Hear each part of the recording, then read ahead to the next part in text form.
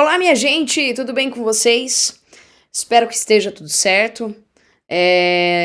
Hoje nós vamos bater um papo aí sobre direitos humanos, que é uma parte aí do que vai ser cobrado, né, entre muitos outros temas, é o que vai ser cobrado no concurso para professores de Minas. Pois é, Minas aí tá com inscrição aberta para o concurso de professores de ensino fundamental e médio, lá no país do pão de queijo, tá? País do cafezinho, da broa, do pão de queijo. A inscrição, se eu não me engano, vai até dia 29 de agosto. E também, se eu não tô ficando louca, a prova ela vai ser realizada em outubro. Então, tem um tempo aí, dá para estudar, tá? Dá para dar uma preparada. Vamos lá, eu preparei então um documento para vocês. Para quem não sabe aonde achar, eu vou deixar linkado aqui na descrição do vídeo e tal, aonde vocês podem baixar o documento.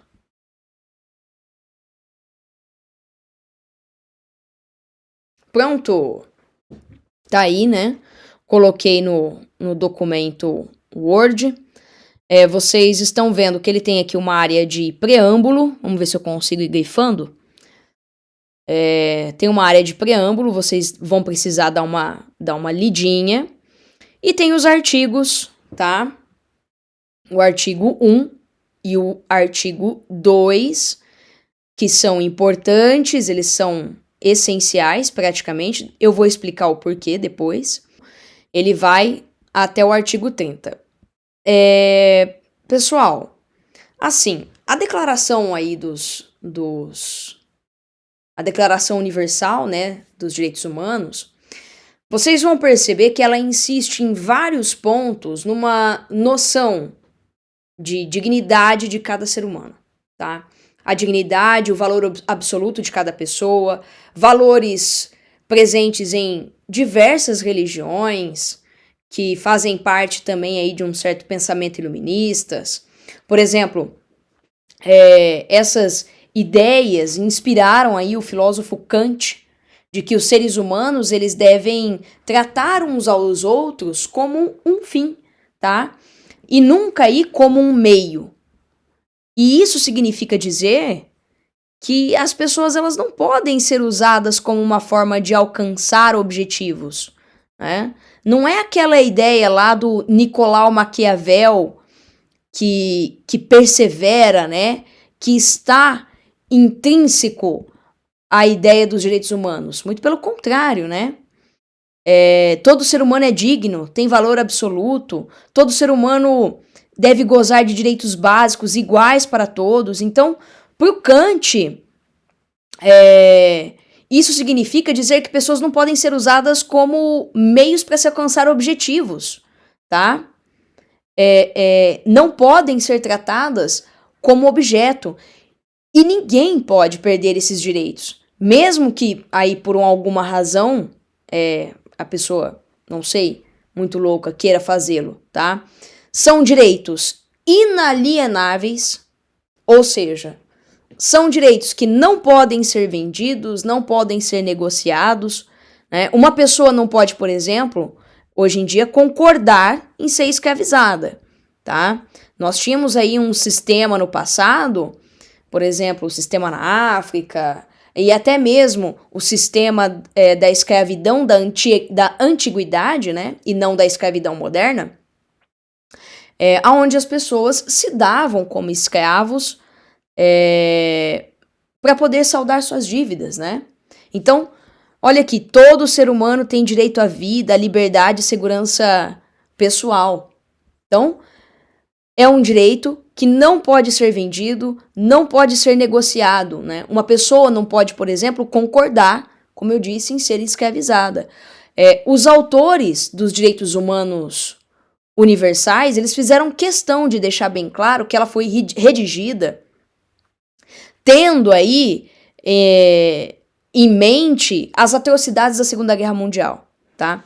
Embora alguns pontos aí da Declaração Universal elas dialoguem com tradições milenares da humanidade, o que provoca de fato essa elaboração foi a Segunda Guerra. Porque, pessoal, pensa aí comigo.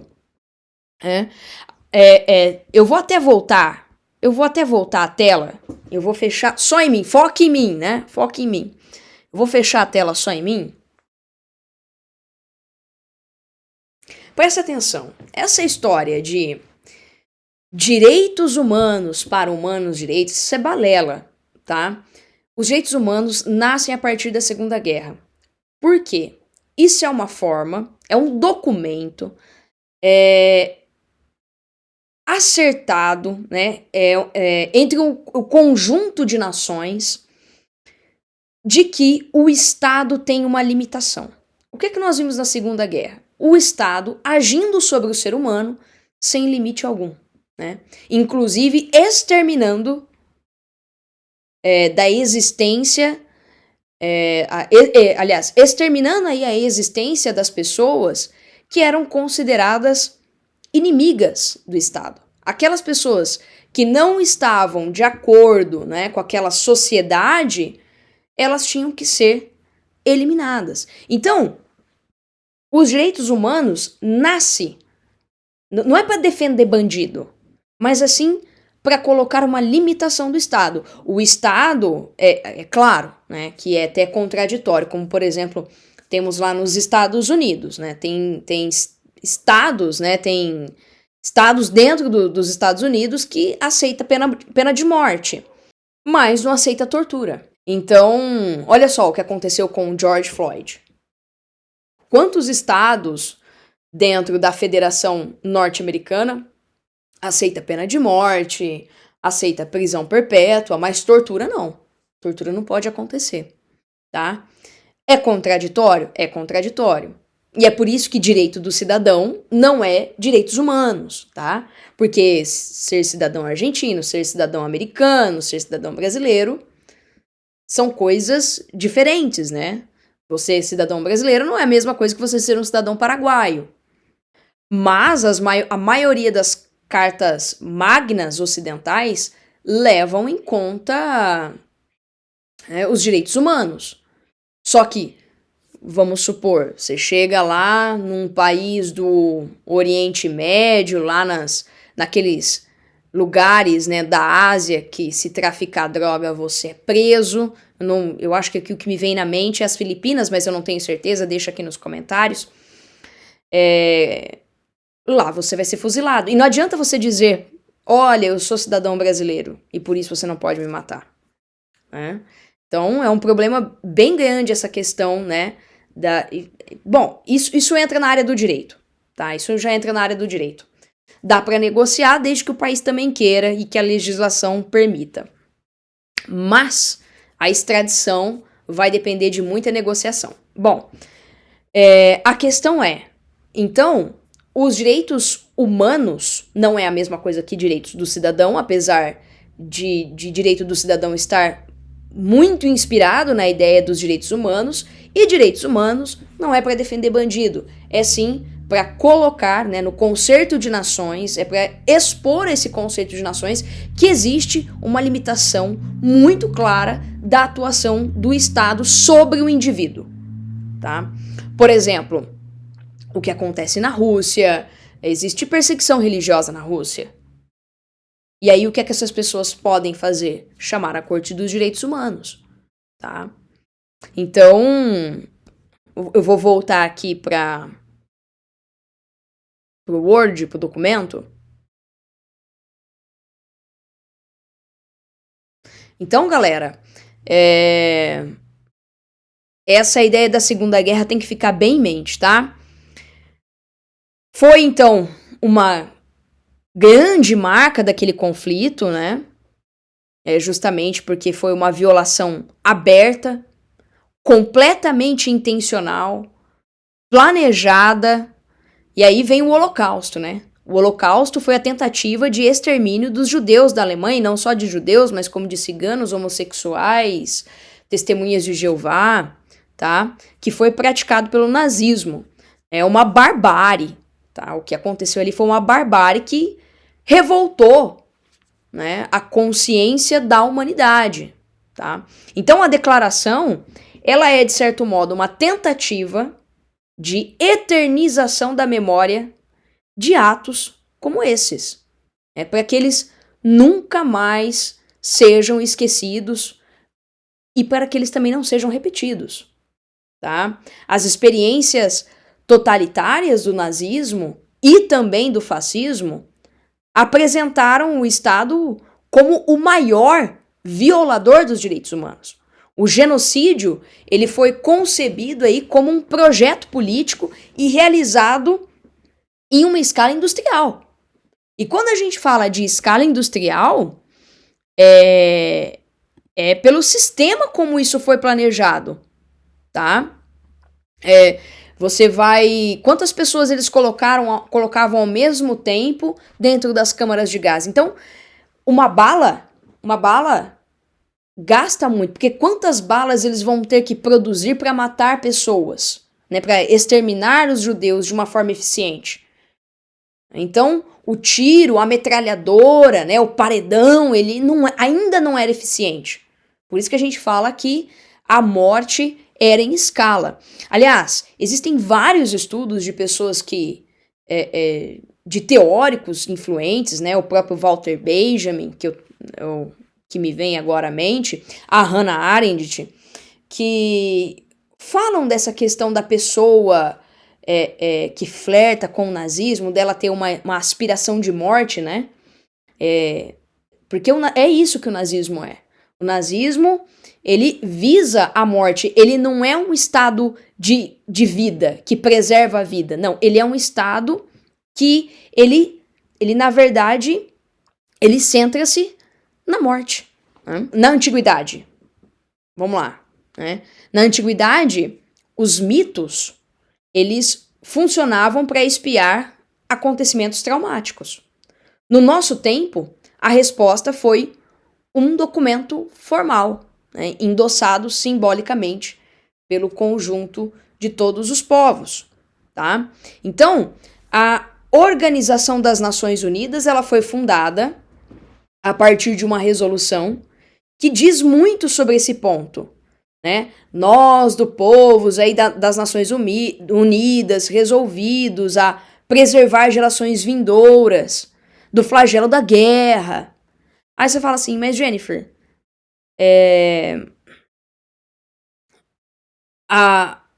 os direitos humanos universais não acabou com a guerra.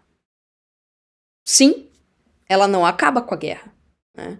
A gente sai da Segunda Guerra, nós caímos aí na Guerra Fria, pequenas guerras que aconteceram aí em decorrência da Guerra Fria. O que acontece hoje? Eu sei, gente. Mas, por exemplo, nós historiadores, isso é uma coisa que eu jogo sempre para os meus alunos. Nós historiadores estudamos por que é importante estudar história. Né? É uma pergunta que eu sempre faço. Aí você me fala o seguinte: estudar história é para que a gente não repita os erros do passado. Tá, mas a gente continua repetindo os erros do passado. Numa menor escala, é claro. Né? Ou numa tentativa de menor escala. História está muito longe de fazer futurologia. Mas qual que é a ideia da história? A história, ela te traz métodos para que você perceba politicamente e também, vamos dizer, socialmente, sintomas de que alguma coisa está rodando errado. Entendem? Então, assim, nós não fazemos futurologia, mas nós produzimos, através de um método científico, análises que traz os sintomas, né, do que aconteceu no passado, e a gente vai elencando com o que acontece no presente, para que você perceba que o provável andamento do presente não está certo. Tá? Eu queria trazer isso como um exemplo para vocês, essa ideia da extrema-direita, que está tá gritando aí, né? Não só na América Latina, não só na América do Norte, mas também na Europa, né? Nós vemos vários movimentos de direita, e é preocupante. Aí você fala assim, mas Jennifer, a extrema esquerda também é preocupante. Sim, também é preocupante. Todo o extremo é preocupante. Então, por isso que a história, ela se vale dessas análises, e aí documentos como esse saem, tá? Aí mistura aí um pouquinho de história com relações internacionais, mas documentos como esse são extremamente importantes, tá? Então, as duas guerras mundiais, elas tinham provocado sofrimentos indizíveis, né? Era preciso algo que reafirmasse a fé na humanidade. E para isso, direitos fundamentais, algo que pudesse relacionar esses direitos fundamentais com a dignidade e o valor absoluto de cada pessoa. De acordo com esse documento, as pessoas podem viver sem medo e sem carências fundamentais, né? Além de ter a capacidade de exercer suas liberdades fundamentais, como opinião, a liberdade de expressão e a liberdade de crença, né? Então, a própria criação da ONU anuncia um novo tempo aí na realidade da comunidade internacional, no qual a forma como os estados tratam seus cidadãos não é mais entendida como um assunto doméstico. Por isso que eu falei para vocês, a ideia de direito do cidadão está muito ligada aí, né, se intersecciona com os direitos humanos. Então, a Declaração Universal, ela considera que os direitos humanos devem ser, então, protegidos pelo império da lei, tá bem, gente? Pelas constituições. E essa é uma questão importante, né? Formalmente, ela foi subscrita por 193 países. O Brasil votou a favor da Declaração Universal na Assembleia da ONU em 1948, olha só. 3 anos depois, né, da guerra, de terminar a Segunda Guerra, assinou na mesma data da sua proclamação, né, que foi 10 de dezembro de 1948, e houve, e ainda há, muita discussão sobre o caráter positivo dos direitos humanos. Então, o fato é que essa declaração, ao mesmo tempo em que afirma os direitos que devem ser imediatamente reconhecidos e respeitados, como a ideia de liberdade, traz outros que têm um caráter mais programático, como o do desenvolvimento econômico. As declarações anteriores, sobretudo aquelas produzidas pelas revoluções liberais, a americana, né, de 1776, a francesa de 1789, elas davam importância à liberdade, o que ocasionava aí a predominância dos direitos civis e políticos e a ausência de quaisquer direitos sociais, econômicos e culturais que dependessem da intervenção do Estado. E isso não acontece na Declaração Universal, que é tanto concreta quanto utópica. Vale para o presente, inspira o futuro, e ao passo que essa inspiração serve para mobilizar a ação com vistas aí a transformar o hoje e a construir o amanhã. Artigo 5º, ninguém será submetido à tortura, nem a tratamento degradante ou castigo cruel. Todo ser humano tem direito de ser, em todos os lugares, reconhecido como pessoa perante a lei, tá? Todos são iguais perante a lei e têm direito. Ninguém será arbitrariamente preso, detido ou exilado. Todo ser humano tem direito, em plena igualdade, a uma audiência justa e pública por parte de um tribunal independente e imparcial. Bom, daria pra gente conversar muita coisa somente a respeito desse artigo 10, né? Principalmente aquele pessoal que fala que bandido bom é bandido morto. Não quer entrar no mérito da questão em si, mas essa frase, principalmente se ela é dita aí por algum governante importante, ou por algum deputado, ou por algum senador, ela fere diretamente esse documento assinado por 193 países, que todo ser humano tem direito, em plena igualdade, a uma audiência justa e pública por parte de um tribunal independente e imparcial. Eu vou tirar novamente daqui da tela do Word e vou trazer para mim, porque o que acontece? Vamos conversar. Vou só dar uma explicação rápida. Nós temos a tendência de sempre nos enxergarmos como pessoas inocentes. Então, Ah, qualquer um aqui, eu sou inocente. Eu sou inocente. Mas, na verdade, nós estamos muito próximos da delinquência. Você quer um exemplo?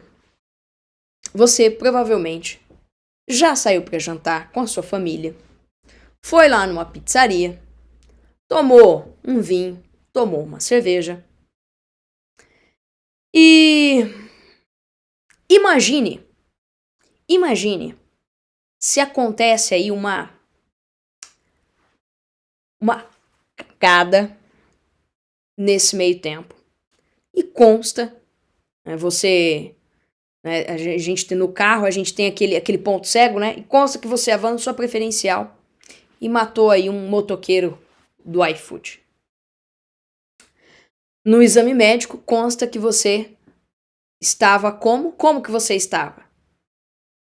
Vai dar que você estava alcoolizado. E aí? Você entende agora a importância dos direitos humanos? Você, eu, a gente sempre parte do pressuposto da certeza de que nós somos inocentes. Mas nós somos, na verdade, potenciais delinquentes. Tendo essa ideia de que todo mundo é um potencial delinquente, é para isso que serve os direitos humanos. Para que você possa se defender diante de uma corte imparcial. Eu sei que existem casos extremos, né, mas aquela pessoa que abusa de crianças, né, nós temos casos muito esdrúxulos no Brasil, Suzane von Richthofen, aquela lá do caso York. Não é isso. Os direitos humanos...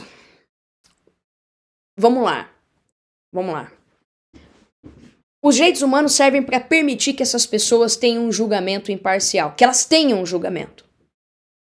O advogado de defesa, o advogado criminalista, ele vai garantir que essas pessoas tenham um julgamento de acordo com a Constituição. A Constituição brasileira visa que você deve e você pode ter uma defesa, mesmo que você tenha cometido um crime extremamente grave. Tá? Se você não pode pagar, isso vai para a Defensoria Pública. Isso está na nossa Constituição. Então, o advogado de defesa, ele vai garantir que você tenha aí, né, um julgamento, uma análise, né, imparcial e justa, vamos dizer assim. Tá bem? Bom, eu vou parando por aqui. Na próxima aula eu já trago aí alguns exercícios e depois eu termino de fazer algumas considerações sobre esse documento que eu acho muito interessante. Eu acho o debate, mesmo os debates acalorados, eu gosto de debate acalorado, tá, pessoal? Pode descer a chave aqui, pode falar o que você pensa, não tem problema, tá? Cada um pensa de um jeito e essa é a beleza da nossa democracia. Você poder expressar as suas ideias, tá? Só cuidado com ideia maluca, com ideia que defende aí a eliminação da tua própria existência, tá? Pensa nisso.